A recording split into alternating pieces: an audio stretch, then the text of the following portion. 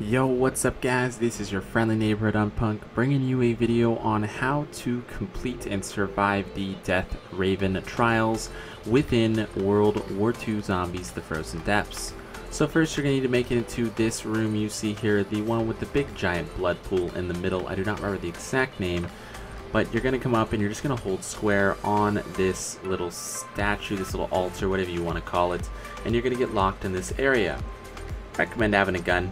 Not very hard. Bring in 1 or 2 people. It doesn't really matter how many people you have in here. It's pretty easy to do. I would recommend 2 or less, as it's kind of a tight area. And you're going to need to just go ahead and survive in here. I want to say it's about 30 seconds or so of surviving, 45 seconds. I do not believe it is kill based. Then you get the Thulian Scythe. It's a very, very cool weapon. So far, my favorite of the weapons. Next, make your way up to spawn.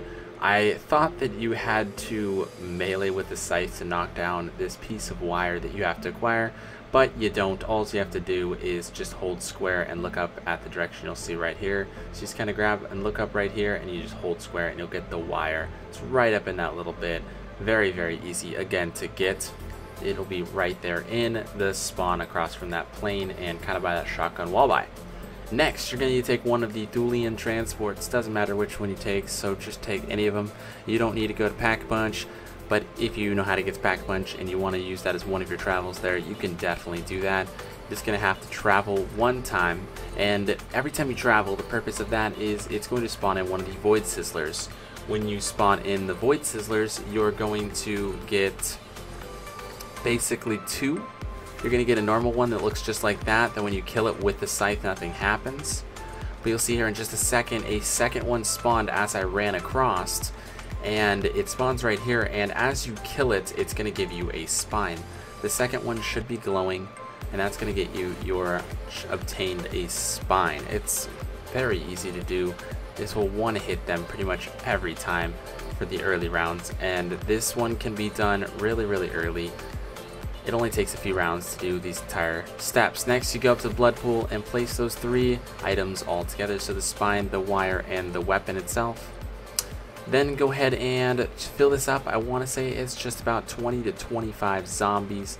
Pretty easy to do. Just grab, a weapon. Do what you need to do to kill these zombies. They spawn a little funky and can spawn on the ground, so be careful on that. I wouldn't recommend having multiple people doing this. If you're in a 2, 3, 4 player game, I would recommend doing this solo, as it's going to be much easier to survive up here by yourself than it is to have multiple spawns of zombies rushing at you.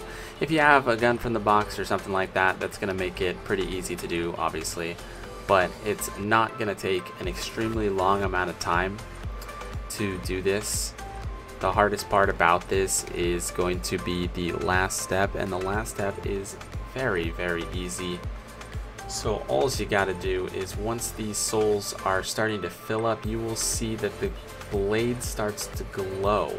It's basically glowing and getting hot from all of the energy that you are collecting from these zombies, the Geistcraft energy, which is really, really awesome to see that they're incorporating this in a sci-fi but also kind of makes sense way. So once you get this done, it's going to say ignited the forge. You're then going to want to progress 2 rounds. At the beginning of the 3rd round, so you skip 2 entire rounds, it's going to cool off and you're going to be able to pick it up. It looks like it just disappears, so don't mind that. If it does not obviously show up in your inventory, that's just fine. Head back and turn on the little Pack-a-Punch switch. If you don't know how to do that, it's on the left side of the map. If you follow the under little corner, you just go all the way to the left, and your first door that will be on your left, you just curve down. There's a little wall switch. You're going to pick up, or you're going to press square on it. It's going to glow red. This will get you into the Pack-a-Punch room.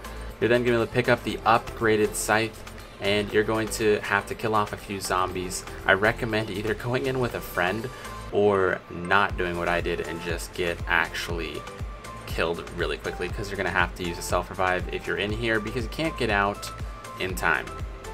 That's how you get this upgraded scythe and complete the Death Raven trial. I hope this video helped you guys out. If it did, it'd be super awesome if you could drop a like. I will have a guide out soon on how to do Pack-a-Punch and hopefully the other ones and how to upgrade them completely. Of course, you know who I am. This is Unpunk. Let me know who you are in the comments, and we'll see you real soon. Peace.